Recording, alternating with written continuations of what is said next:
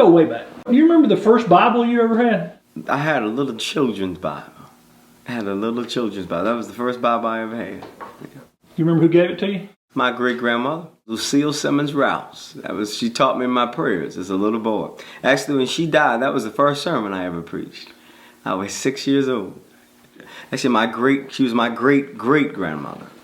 Wow. And she taught me my prayers, and she gave me my first Bible. So you preached your first sermon at 6, or at the funeral at 6. So you had a pretty good inkling early on that you were... Yeah, I always tell people, for some, the call comes from without. But for some, the call is within. I think it was when I first went into ministry, I think my grandmother said it to me like this: when were you never not a preacher? I was always a preacher. I remember as a little boy when some kids wanted to play ball, some girls wanted to play school, I wanted to play church. I wanted to go to school and sing hymns and get friends, have invitation to discipleship services on the playground with my friends. I was always a preacher. And where was this? I was raised in Charleston, South Carolina, downtown Charleston, South Carolina. And how did your friends respond to your early attempts at being the minister of the playground? We were in elementary school. It was the thing to play and have fun. But as we got older to middle school, it was you don't want to do that. You don't want to be known as the preacher. You wanted to fit in and do things that typical teenagers do. What church did you grow up in? My mother's family was Baptist. They attended Bethany Baptist Church. My father's family, my father's mother's family attended Friendship AME Church in Mount Pleasant, South Carolina. My father's family attended St. Paul United Methodist. And I actually had a great-grandfather, Caesar Ravenel, who pastored in the United Methodist Church. And actually one of my granduncles pastored 2 churches here in Anderson. Actually recently, Henry Ravenel, he pastored Thompson Centennial and Bethlehem United Methodist Churches for about 10 years, and he left probably 3 or 4 years ago. So John Wesley's been whispering your name for a long time. Long time, yeah. John Wesley has known my name for quite a while. My friends, the first sermon is much like Bishop Willerman suggested. It is much like a first date. I want to put my best foot forward. I don't want to say anything that is too rude or too harsh to get you to come back to church, I don't want to say anything to do anything that might render impossible a future relationship. All right, so you get through school, and what made you where did you go to college, and what did you? I attended Winthrop University in Rock Hill. I went to college and got a dual degree in political science and history. And initially, I was planning to be an attorney. I wanted to go to law school, and I just had that inkling. The Holy Spirit, I said it best, He just got a hold of me.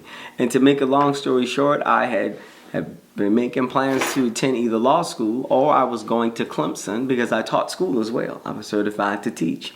I was going to go to Clemson and to pursue a master's in education and teach school. To be honest, there was someone who saw me preach, thought I was very talented and very gifted.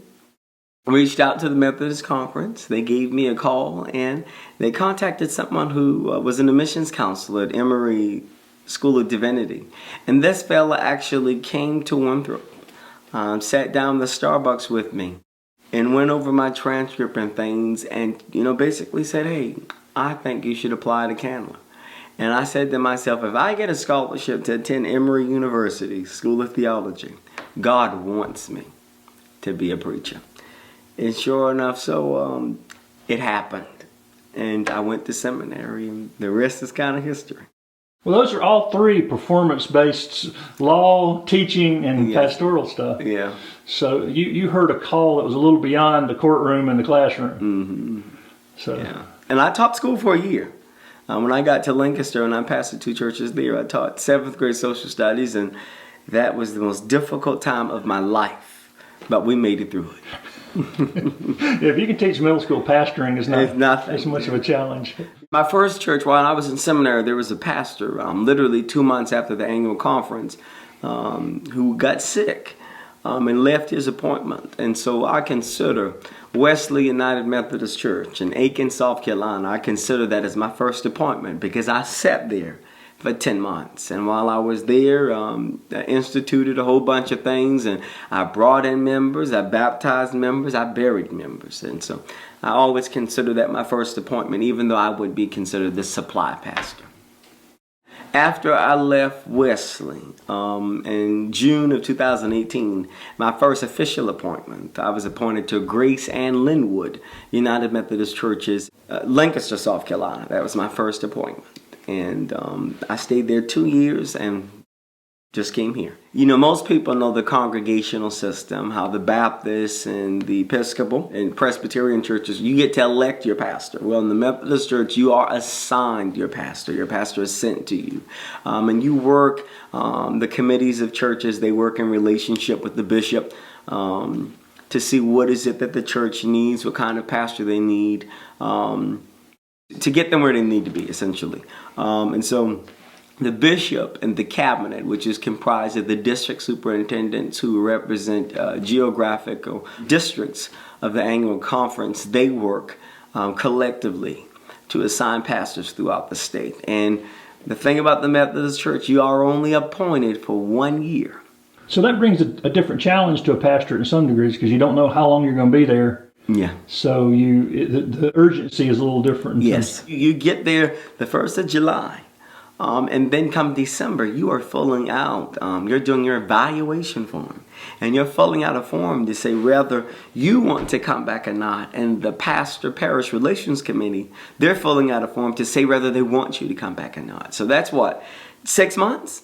We're already in that creates a sense of urgency, because in 6 months, you're still really not even in the honeymoon. You're in the introductory phase of a relationship. You're just really getting to know one another. And what did you know about Anderson before you were?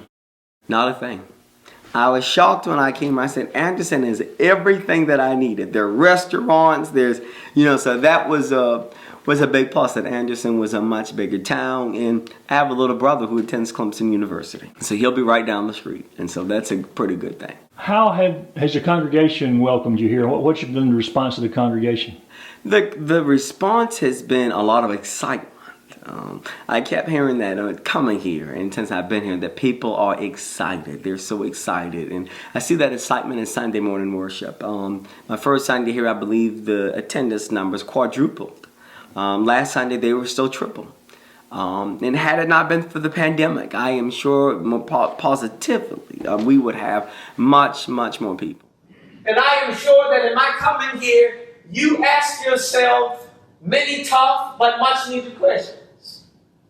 Are we prepared for an African American pastor? Are we ready for a young millennial? And I ask myself many questions. Why Anderson? What are some of the challenges of pastoring during the pandemic? It's hard pastoring in a pandemic. It's much harder starting a new church in a pandemic. I don't know most of my members. And the sad thing is I can't get to know most of them, because many of them who are elderly, they're not comfortable, and they're just too vulnerable and high risk to come out. And even when we have worship here, everyone is masked the entire service. It's hard to start those relationships that are imperative, to go to some people's homes. I was here 6 days. I had a member who suddenly died. And I met him Sunday for the first time. He died Saturday. And I could not go be with his family. They were at the hospital. I couldn't go be there. I can't go to the nursing homes to visit some of these sick members. When things are not with that particular challenge, what's your favorite part of ministry? I love to preach. I love Sunday morning worship.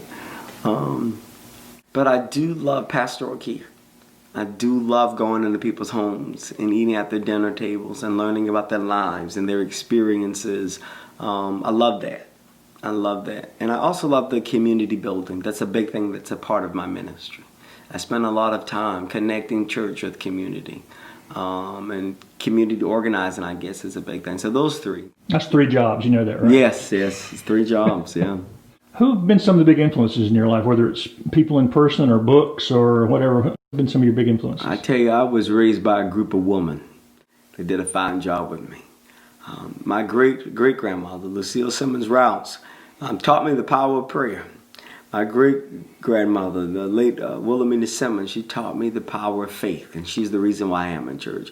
My grandmother, who's actually staying with me in Anderson here for the next couple of weeks, Suzanne Small, she taught me politics. My grandmother, as a child, I never got to watch cartoons.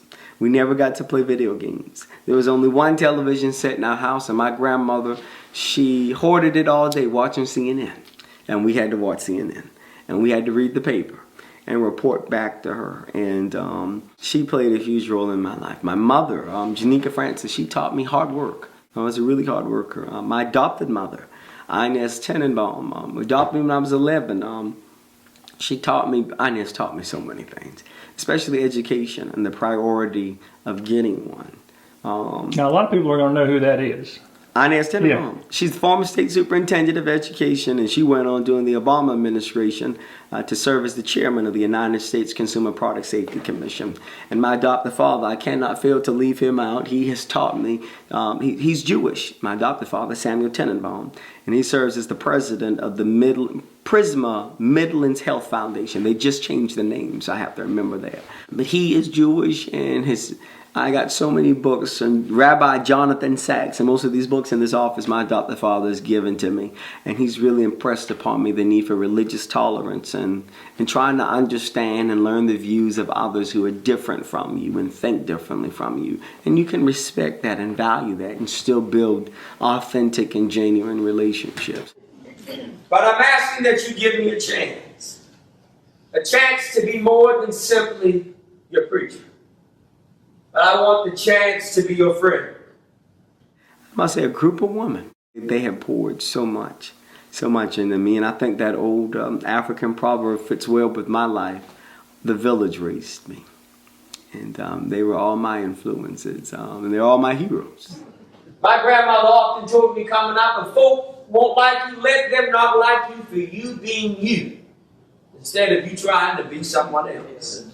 My vision for Anderson, I'm glad you asked that, and I hope that folks will listen to me and work with me. One thing, like I said, I just got to town. I'm still learning things. I want to develop, one, authentic and genuine friendships with the other clergy in town.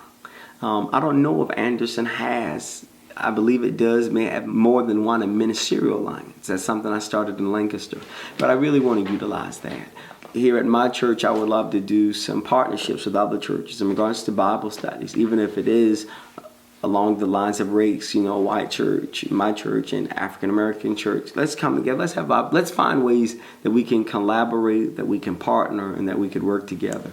So many things I have on my mind, but listen, I've only been here 2 weeks, so I'm still learning, still meeting folks, and I'm just hoping that we can do some things that are big on community building. Not a building, not a church, not a family life center, not a group of gray-haired people and a dashing, handsome young pastor. But a house of hope. Just creating, and I know especially with this church, creating a footprint in the community. That's something they expressed to me that they have lost throughout the years. They have no presence, no footprint. And I think that's something I want to establish again for all the people along New Hope Road and all throughout Anderson, that this church is a house of hope for anybody who wants to come, and a home for anybody who needs one.